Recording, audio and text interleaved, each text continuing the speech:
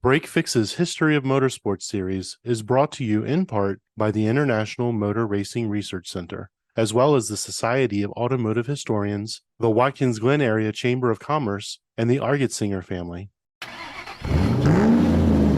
Economic Engines, The Unexpected Consequences of U.S. Regulatory Changes on Motorsports by Quinn Beekwilder.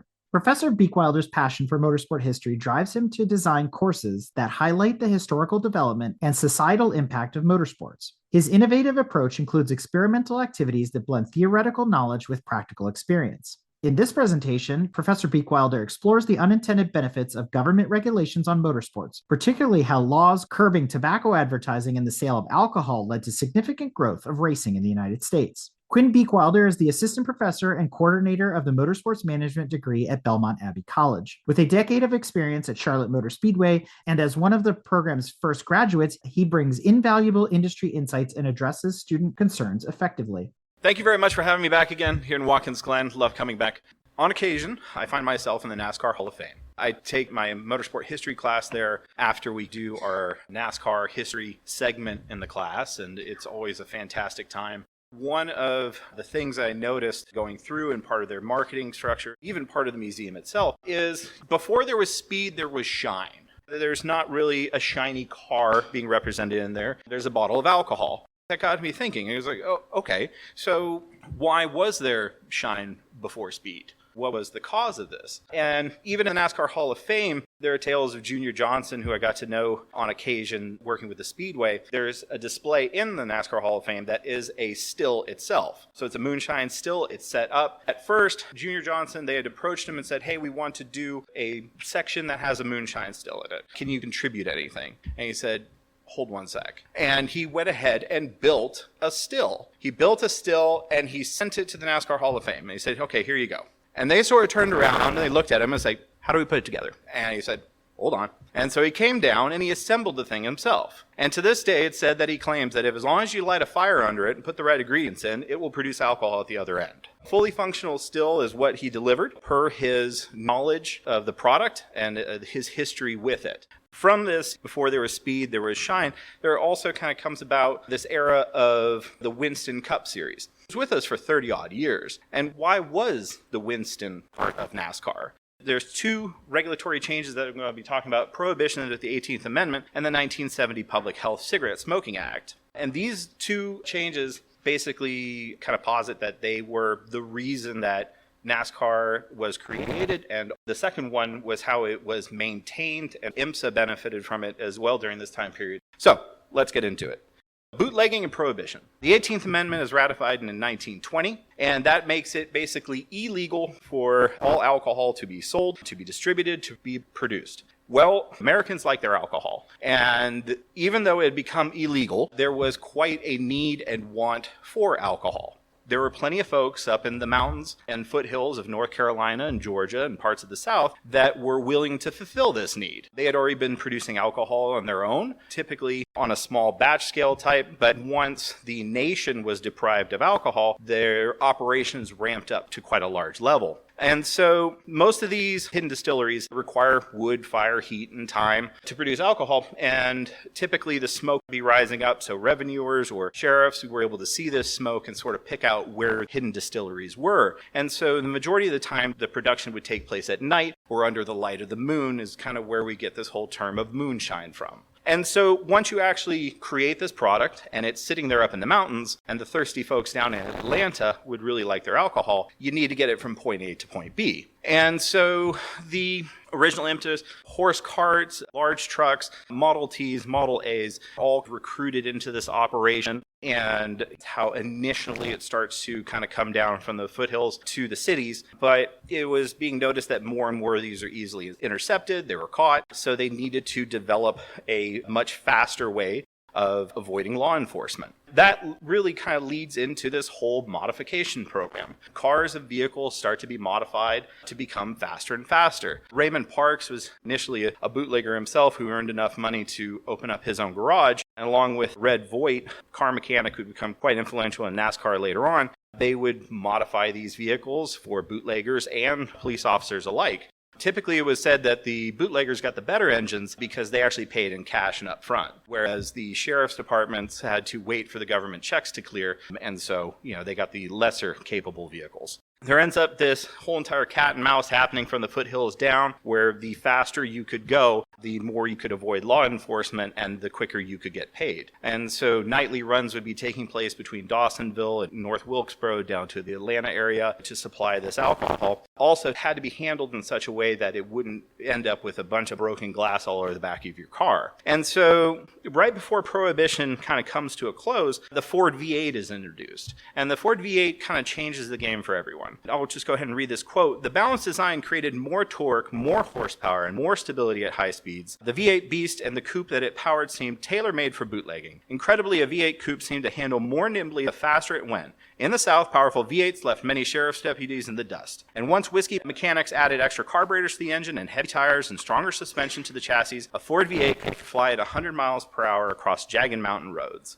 And I really don't think that last statement is hyperbole. They pretty much were flying around 100 miles per hour in the dark over mountain roads that weren't designed to really handle very aggressive driving. They were rutted, they were pit, they were dirt roads. And with these challenging conditions develops this talent. The ones that actually get it, the ones that understand how to maneuver through it and use speed to their advantage, start to develop this talent of driving skills that they all of a sudden want to put to the test to other bootleggers.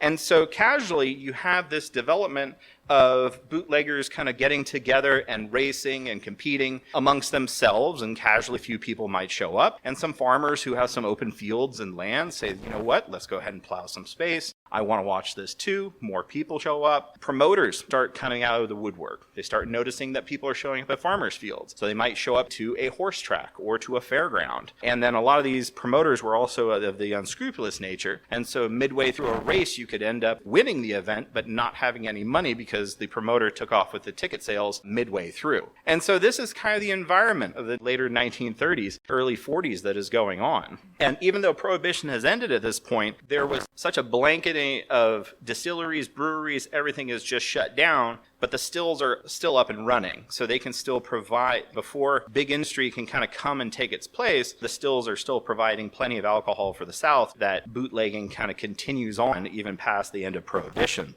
And this is the time period, too, where Bill France starts out with his promotional ventures. Prior to the 1938, in 36 and 37, the AAA and the Elks Club had both run stock car races in Daytona to failure, but Bill France had seen success in both his 38 and 39 series that he ran, and stock car racing was developing more and more because prior to this, motorsports had really been kind of straight line racing. So from 1903 up until 1935, Daytona Beach was known as land speed record territory. That's where Sir Malcolm Campbell's Bluebird finally set, I think the last speed record in 35 was 276 miles per hour on average. So these were incredible speeds, but they had reached their limit. The sand could no longer hold it. The speed trial folks picked up everything and it went for longer, more flatter, more solid grounds, and they found the Bonneville Salt Flats.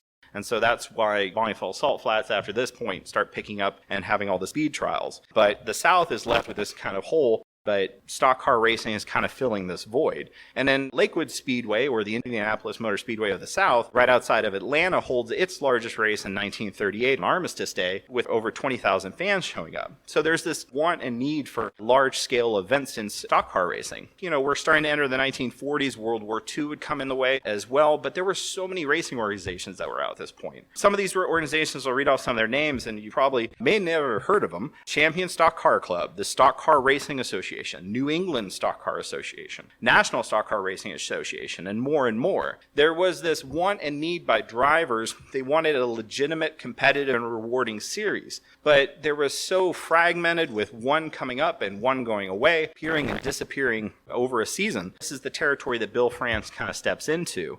His vision was really, he founded in 1947 the National Championship Stock Car Circuit, or NCSCC. This is really the precursor to NASCAR itself. One of the novel features that he introduced was also rewarding drivers postseason. So actually, for competing through and earning points throughout the season, you could win a championship and receive a check afterwards. Most promoters and most series creators at this time period were just paying out at the race itself. And so paying out for a championship in the end was kind of like, why are you doing that? Drivers appreciated that. They also appreciated knowing how much they would be winning, to have an established point system. Win so many points, earn so many dollars. That's kind of the quote from Bill France at the top I have, is we started this championship stock car racing organization because it was needed. If the drivers and race teams follow this racing circuit, we as a group can become a stronger unit.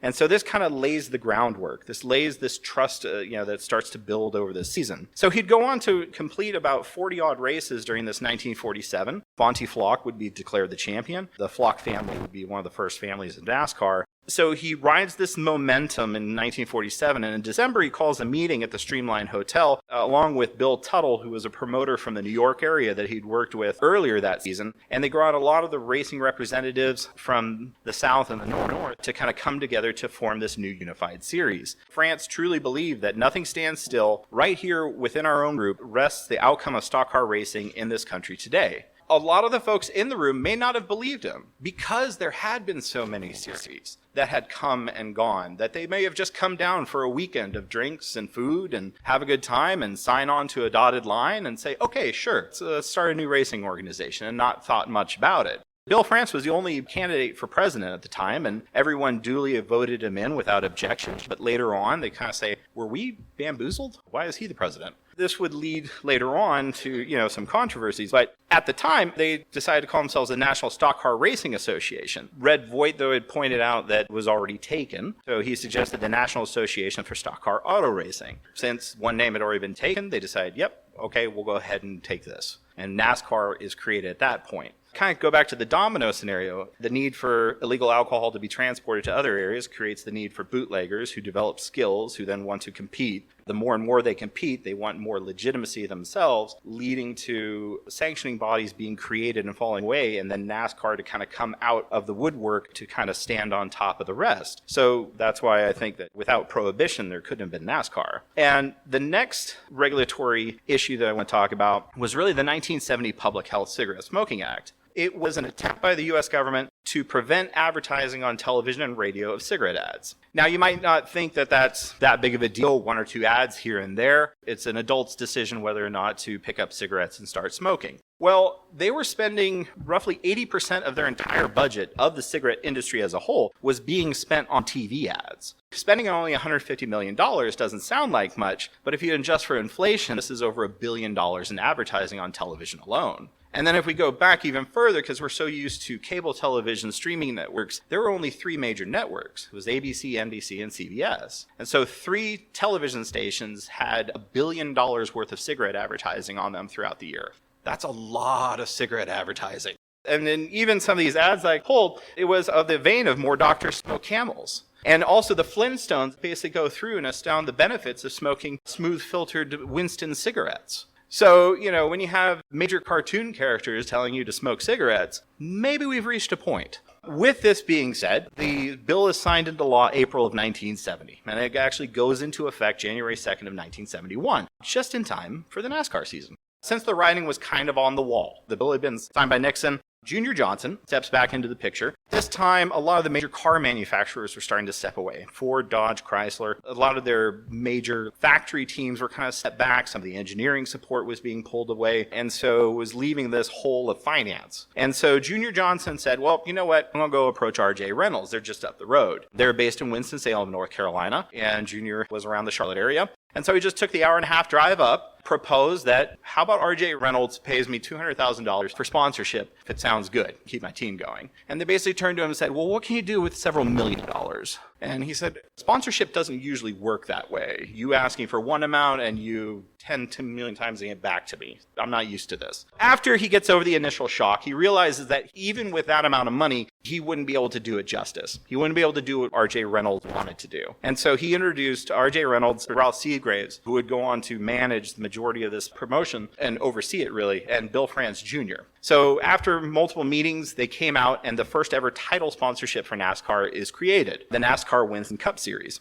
This new standard for commercial partnership in motorsports is kind of founded because tobacco needed to move their money out of TV and into something else. That next year's spending of $1 billion was already slated, and so they needed to put it somewhere. NASCAR seemed to fit the bill. With this, they redirect the majority of their budgets, but they also redirect a huge majority of their expertise. NASCAR at this point was a regional sport, had some national attention here and there. It was talked about, but it really didn't have much television coverage, didn't have much press coverage, and wasn't known outside of the South to a great extent. And so Winston basically all of a sudden almost takes NASCAR out of the Model T and puts it in the Ford V8 and just sends it down the road. And they start rocketing down with billboards and media coverage and the thing called a press conference, actually making drivers available for media interactions through telephone calls, flying media in from major organizations to a race to actually cover said race. They pay for track improvement. They tell them to move their award banquet basically to the New York City's Waldorf Astoria.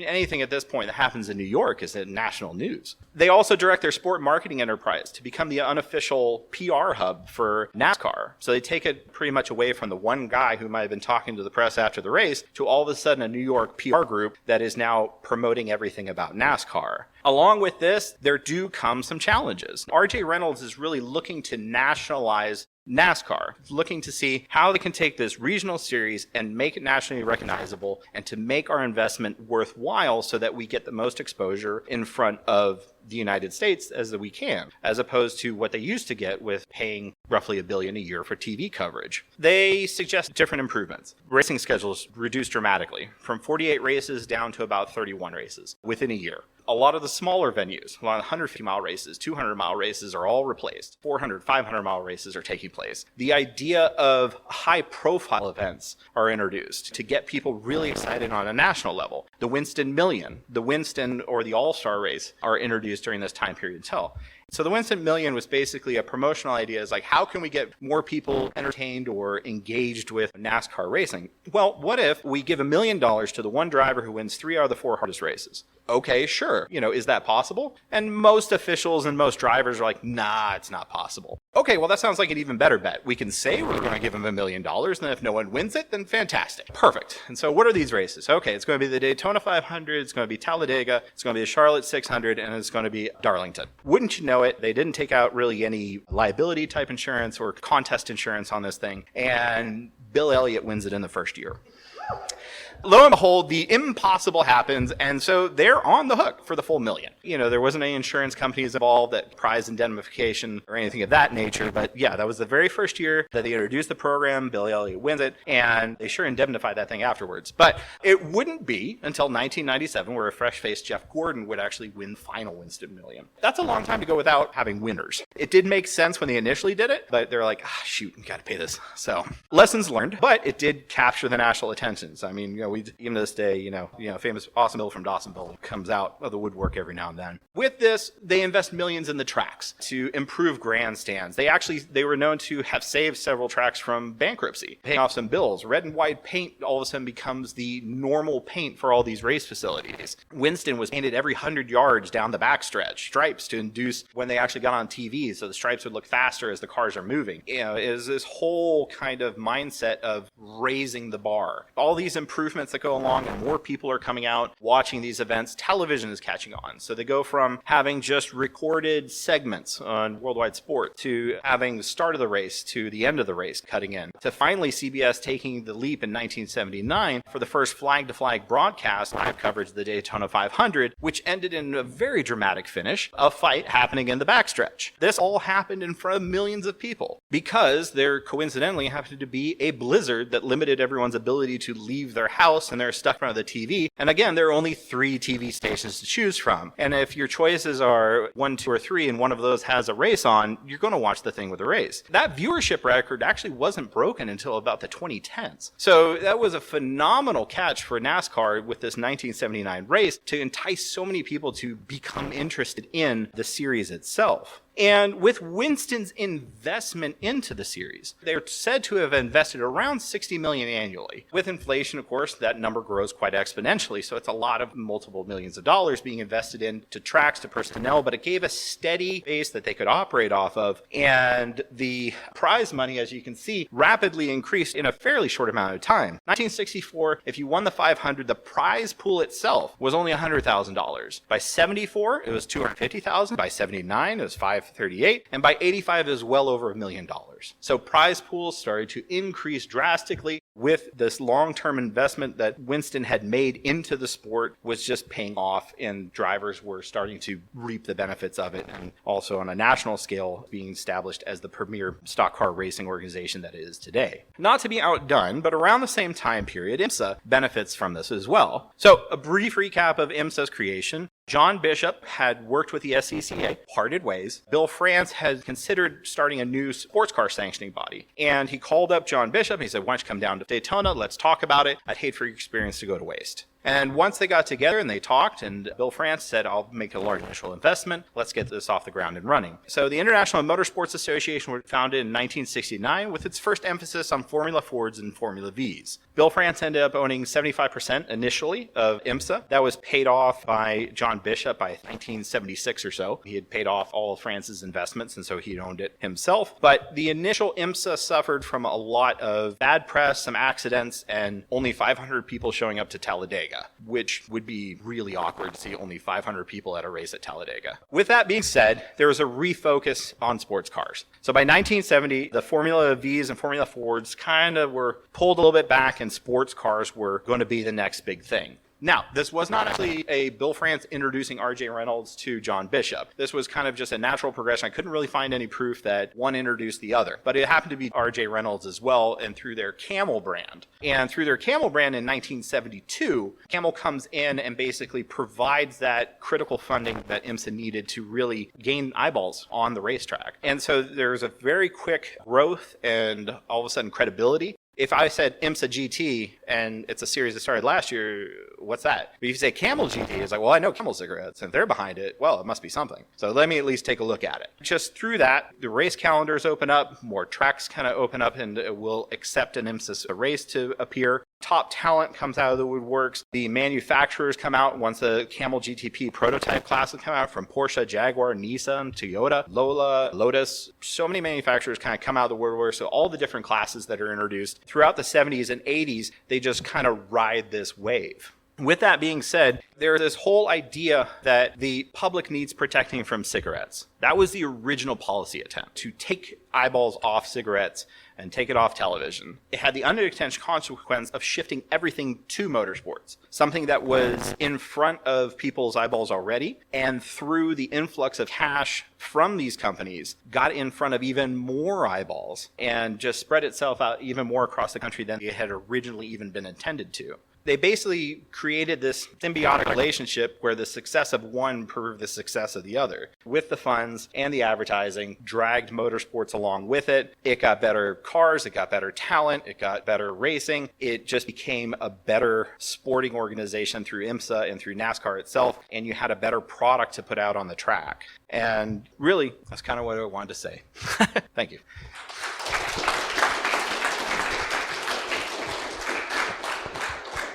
When did this all end? A Yeah, year or two that this all actually ended? Right around 1998, there was another act that basically came into involved, basically prevented cigarette advertising in sporting events. And so that's when a lot of this kind of went away. Camel cigarettes kind of dipped out around 93, 94 or so. So they were a little bit earlier. And then Winston was until about 2003 that they left. It was basically another government regulation that kind of stepped in and said, no, you can't have this giant platform to advertise on, which they kind of caused in the first place.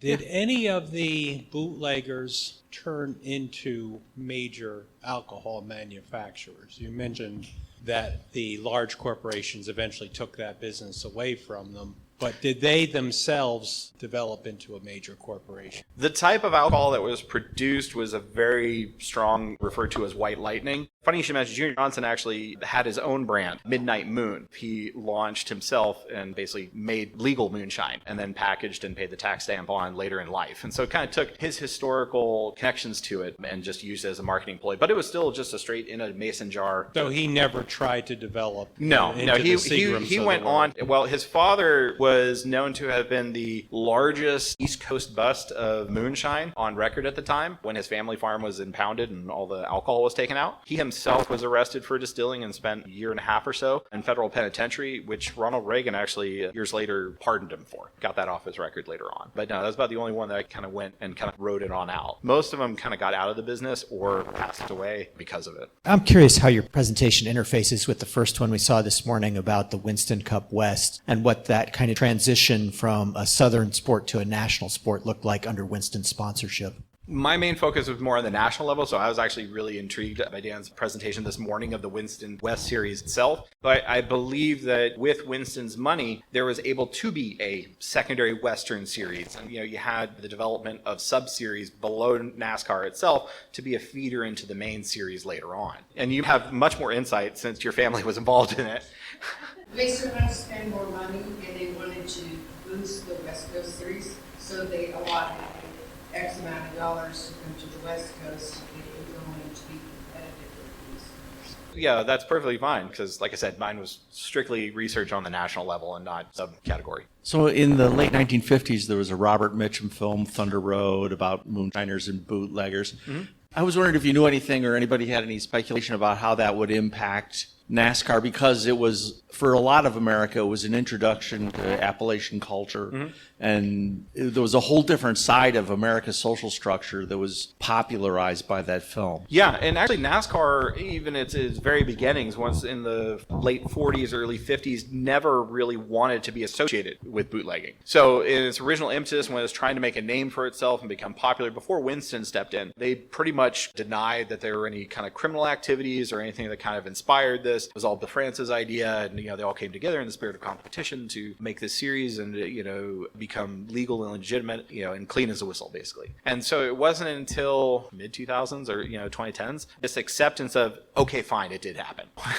A lot of these bootleggers, a lot of the technology that kind of went into it, the skills learned on the back roads, going into the dirt tracks, going into the major racing events, the families that got their start from that. Raymond Parks was one of the first multi-car team owners at the very start of NASCAR.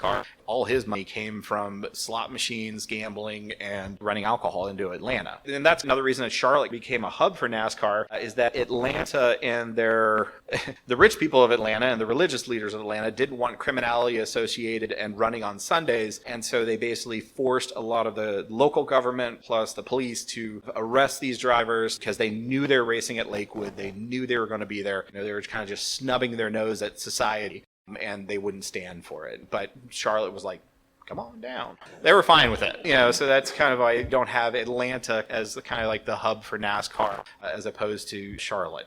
All right, Quinn, our very active live streamers. First of all, Oh boy. Mark Howell said, stop stealing my thunder.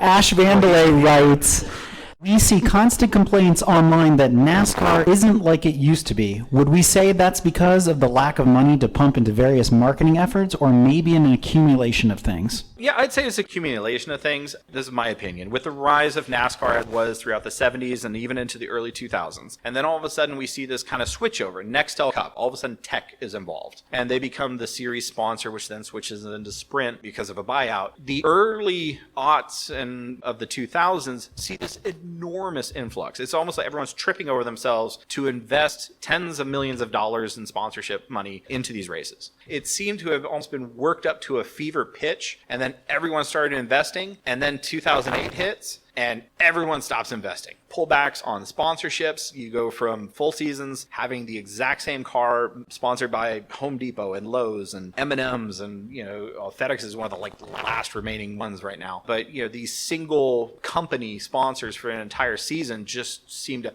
disappear overnight. Facilities that had constantly relied on full seats and huge waiting lists to get into the Bristol night race just all of a sudden vanished, and there were tickets available, whereas for years it had been just waiting lists and season ticket holders only. There's been an adjustment. I mean, there's been ups and downs in every sport. We're correcting back out, but to kind of more sustainable where we're at right now in NASCAR. But what the future holds, we'll see. I think it is a fascinating business story of how this has all evolved. But have you been to the NASCAR R&D Center? I've been down once or twice. Inside? Yeah, inside. Yeah. After you get past the front desk area, off to the right, that large room. Yeah. That sign that's on, have you seen what's literally written on the wall? Okay, I've missed that one. It's a quote from Bill France at the meeting in the formation of NASCAR. Yeah. It makes reference to, we can do the same thing but better than those guys in Indianapolis. Yeah. That was like a driving, motivating force. I don't know how accurate that is, but it's up Yeah. on the wall at the R&D No. center, so I figure it's probably true. So that does take a little bit away from, I was trying to structure it more toward like Prohibition. But yes, there was a big influx fight. There have been tales, and how true they are or not, of Bill France being at Indianapolis or so. AAA, the sanctioning body, kind of finding out that he was even in the garages and going, oh, he's not supposed to be here, and kicking him out. Even at times he had tried to approach him, or even had considered kind of teaming up to like, hey, AAA, you've got this experience. How about I come in as your stock car representative and we kind of run this stock car series together? And just AAA was having none of it. They just kind of thumbed their noses at it. They just basically like a third-rate racing series for the working class is basically kind of how they thought of stock car racing. Eventually, they would turn around and start trying their own stock car racing series once they saw that something was occurring and happening after France had established NASCAR. It was too little too late. Bill was very authoritative of, if you went to another series, you lost your points, you blackballed and not accepted back, and there are all sorts of consequences they stuck to pretty firmly. He ruled NASCAR quite with an iron fist. In one hand, if he hadn't have, I don't think it would have. If it was up there, I figured it had to be at least an accurate quote. Yes, and, it is. And a driving force. And then my only little comment was when it was the Camel series, and I just remember I was going to Brainerd to race in the IMSA race there, and I was supposed to go to the media center, and I was late. I got rental car. I was in this little Escort with my foot totally to the floor trying to get there in time. Just could imagine in a rental car just hauling butt, and all of a sudden I look up and I see this huge billboard, Camel GT, where a man belongs. And all of a sudden I was like, what the hell am I working so hard to get there for? This is so funny. The other was that, how with Marlboro, with their sponsorship, when they got pulled because of the law, right? But then I think Penske kept the color scheme so that you really didn't even miss that Marlboro wasn't on there. I mean, it's just interesting visually how the identification can carry forward even if the letters aren't there. Welcome back to 2026 or 2025 when I introduced the European regulation, a little forefront. But yes, Mission Winnow is also one of those fun things that we're going to be talking about. But that goes back to a nonsensical, what is it type company that sort of is funded by, and it's just the shape of it at speed looks like a Marlboro pack. It's kind of fun. Mark Howell writes, how much has the use of wraps promoted/enabled the rash of one-off sponsors? Ooh, gosh. It's really helped, but I think it's also helped to the extent of a really good boon to the industry because, for example, Coca-Cola has many variations of Coca-Cola. Diet Coke, Coke Zero, Cherry Coke, Pumpkin Coke, I'm sure will come out someday. Oreos and Coke came out not that long ago, which is disgusting. But regardless of that, these single car wraps can be utilized to promote every single product line that a major corporation might have. So it's quite nice that this technology exists. If you do pitch a corporation, not only is it Coca-Cola being sold, but you can go ahead and weekly switch out to your next product line or your next marketing innovation that you want to promote to the nation. And you can make it even regional. If you had a particular product that sells better in one spot or the other, if you had a conglomerate of supermarkets, you could change it out from what area you're in, which is that particular supermarket or convenience store that you might be sponsored by. In that effect, I do think it's quite nice to have. It wasn't just cigarettes, it was chewing tobacco. Copenhagen and Skoal were major players in NASCAR and IndyCar. They had the Skoal Motorsports report that was coast to coast on radio. Good old Skoal Bandit, Yeah, that affected a lot of different things. Yeah, that was very true. Yeah, on the team level, there were many more brands that kind of got involved, but I think Winston, with its exclusivity as a top sponsor, squashed a lot of the smaller companies from being able to kind of do the single car sponsorship stuff. Quinn, that was terrific. Thank you very much. Appreciate it. This episode is brought to you in part by the International Motor Racing Research Center. Its charter is to collect, share, and preserve the history of motorsports, spanning continents, eras, and race series. The center's collection embodies the speed, drama, and camaraderie of amateur and professional motor racing throughout the world. The center welcomes serious researchers and casual fans alike to share stories of race drivers, race series, and race cars captured on their shelves and walls and brought to life through a regular calendar of public lectures and special events. To learn more about the center, visit www.racingarchives.org. This episode is also brought to you by the Society of Automotive Historians. They encourage research into any aspect of automotive history. The SAH actively supports the compilation and preservation of papers, organizational records, print ephemera, and images to safeguard, as well as to broaden and deepen the understanding of motorized, wheeled land transportation through the modern age and into the future. For more information about the SAH, visit www.autohistory.org. We We hope you enjoyed another awesome episode of Break Fix Podcast, brought to you by Grand Touring Motorsports. If you'd like to be a guest on the show or get involved, be sure to follow us on all social media platforms at Grand Touring Motorsports. And if you'd like to learn more about the content of this episode, be sure to check out the follow-on article at gtmotorsports.org. We remain a commercial-free and no annual fees organization through our sponsors, but also through the generous support of our fans, families, and friends through Patreon. For as little as $2.50 a month, you can get access to more behind-the-scenes action, additional pit stop minisodes, and other VIP goodies, as well as keeping our team of creators fed on their strict diet of Fig Newtons, gummy bears, and Monster. So consider signing up for Patreon today at www.patreon.com/GT Motorsports. And remember, without you, none of this would be possible.